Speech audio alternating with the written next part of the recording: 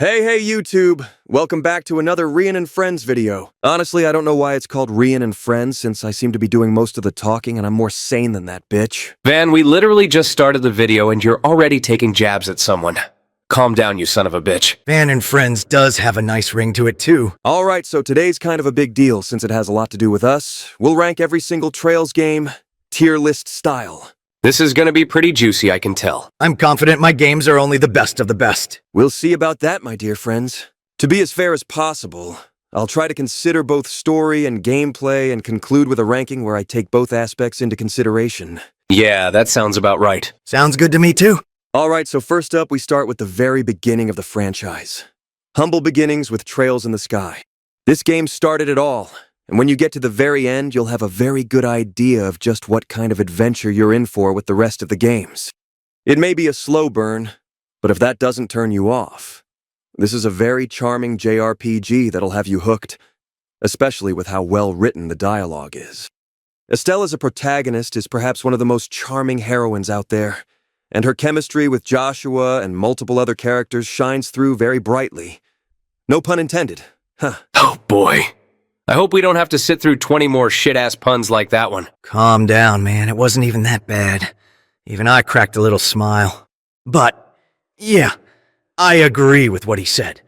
Some may argue that in the grand scheme of things, it might seem like this game is insignificant, but I say that's part of the point. You're going on an adventure that seems normal until the earth-shattering tonal shift that happens at the end, which completely changes your perception of what to expect. Whatever, man. This is like the most boring game in the franchise. Boring-ass protagonist and boring-ass pacing. I honestly don't know what you guys see in this game. It's just a dated mid-game at best. Ah, Schwarzer with the shitty take strikes again. Man, if he's being this negative this early on in the video, I can tell we're in for a ride. So hold on. Where would you place this game at, Rean? Yeah, honestly, it's either a D or a C at best. What the fuck, that low? Dude, the more you guys ask questions, the lower that I want to put this game. Man, maybe I should have invited Kevin over instead of your cringe ass. Shut the fuck up, bro. Where would you put the game? Well, I'm not going to say this game is at the top, especially with how many other bangers this list has. But I think an A or a high B is very deserved for this game. Yeah, I think that sounds about right for me too. Way too fucking high for this mid-slop. Okay, listen. How about this? Let's try to take all of our rankings into account and just slap this game into a B tier as a middle ground. We okay with that? Fine, I guess. I can live with that. B tier it is then. Alright, now we move on to Trails in the Sky second chapter. This is only the second game so far, but this may be the first S tier. It's such a wonderful sequel that pays off tenfold. It takes the characters of the first game and develops them further while not introducing too many new faces. Which is an excellent move, because too many new characters can mean that some of them fall behind in terms of development and screen time. But this game didn't really have that issue, and instead spared a moment for almost every one of its individual characters. Estelle grows tremendously, and so does Joshua. The soundtrack gets an insane bump in quality, and the gameplay is slightly more fun than the first game. Unlike the first game, you finally have things happening in this game, so I'll give it that much at least. But besides chain crafts, the gameplay barely changes, and it's still kind of boring. God damn. I don't know how this guy's still alive with opinions as shitty as that. Who's gonna tell bro that the gameplay doesn't really evolve too much until Daybreak? Yeah, for real. Not even his own arc innovates all that much, and he still thinks he has room to talk. Just shut the fuck up, dude. Oh, no way the opinion police are trying to hound me like they're being paid for it. Well, ignoring him for now, I think what you said isn't too far off from what I think, Van. But if I had to say, I think the pacing takes a bit of a hit in the mid-game. The part where you have to run all around Liberal makes sense, but at the same time, it still is sort of tedious. Okay. Yeah, that's fair. That part does drag a little, even if there's a reason for it. Yeah, but honestly, even with some of the pacing issues, I think this game still deserves S tier because every other game, no matter how good they are, does come with its own share of problems. Agreed. S tier it is, and a very well-deserved spot it is. Bullshit B tier at best, you whack jobs. Shut the fuck up, Rean! Anyway, now we move on to Trails in the Sky the Third. Did someone mention my game? Kevin? Where in the goddamn did you come from, dude? I happened to see something about a tier list on the Discord. But then what really caught my attention was when Rean was furiously spamming racist remarks against Calvard and Crossbell.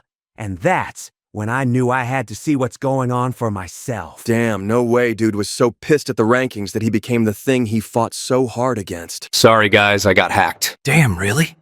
Well, that's a different story then. Thanks, man. I knew you. I was being sarcastic, you dipshit. Eat my ass. Well, anyway, back to what we were talking about. We're now at Trails in the Sky the Third, one of the more interesting entries in the series. People either love this game or they absolutely hate it, and it's rare to see in-betweens. Van, do a brother a solid and just put this game at the top of S tier without saying more. Okay, you little shit, shut your trap. You walk in here when you weren't even invited and you just want to use lame-ass nepotism to land your game at the top? Yeah. I don't know if I'd put this game at S tier, to be honest. Man, you guys fucking suck. Dude, don't even try to start with Kevin, this crap. it's uncalled Why for. do you have to be What like the this, hell? dude? Shut the hell up, you idiots! Let's just talk about the goddamn game normally, and then see where that takes us, okay, you dumb fucks? Okay, so, let's start by saying that the skeleton, or the structure of this game, differs greatly from what you come to expect by this point in the series. Whereas the first two games are narrative-driven and organic in their progression with the city hopping, quests, and NPC appearances, this game is more akin to a dungeon crawler with story bits sprinkled here and there. It's definitely heavier on the gameplay. Because of that alone, this game may not click with some fans as much as the first two games did. On the other hand, others may look at it as a fresh change of pace since it's something of a break from the usual routine. The door system brings different kinds of content, from mini-games to short stories to long stories. And the stories they provide are genuinely amazing. Some of them bridging the gap between what would and could happen between the Sky arc and the later arcs without overdoing it any. Kevin as a protagonist, not to be mistaken with the Kevin we have on this channel, is fantastic. Pump the brakes, Van. What the hell are you trying to say? Nothing, my dear friend. Bro just got called a creep and a fraud without even realizing it? Elmo. But, yeah, honestly, I personally really enjoyed this game. I loved the darker undertones it had compared to the first two games.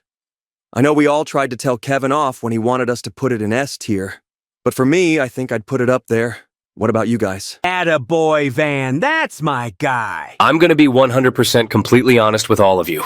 This is probably the worst game in the entire series. What? Damn, dude, I don't like this game that much, but calling it the worst is a bold claim. What gives? Okay, so, hear me out. I'm not even a big fan of the previous two games, but after establishing a formula that grows on the players, one that allows you to visit a different city at different points of the story and take quests along the way, you go and completely flip that on its head and give us something completely different? That's kinda shitty. One of the major draws of this franchise is to be able to explore different areas and talk to all the colorful NPCs around the world. And this game just goes, kablum, fuck you, that's gone now. Holy shit, somebody hold me back right now. Do you just constantly want more of the same game, little bro? Have you ever considered checking out Call of Duty? That absolute slop might be right up your alley. Or can I perhaps interest you in some Todd Howard slop? Even with their fabled groundbreaking new game, Starfield is just Skyrim in space when it comes down to it. I think you'd really love it, Rean. Yeah, tell him, my boy. Show him what happens when you mess with a Kevin Graham game. Kevin, shut the fuck up and let me finish. Sky the Third took a big risk in changing up the formula. Some may say it's just typical asset rehash, which I won't deny it is, but it was one of the smartest cases of asset reusing I'd seen. This game taking a risk like that is praiseworthy, especially given that even with the formula change, everything makes sense as to why it happened the way it did. There's a lot of mysteries with this game that keep proving relevant even to this day.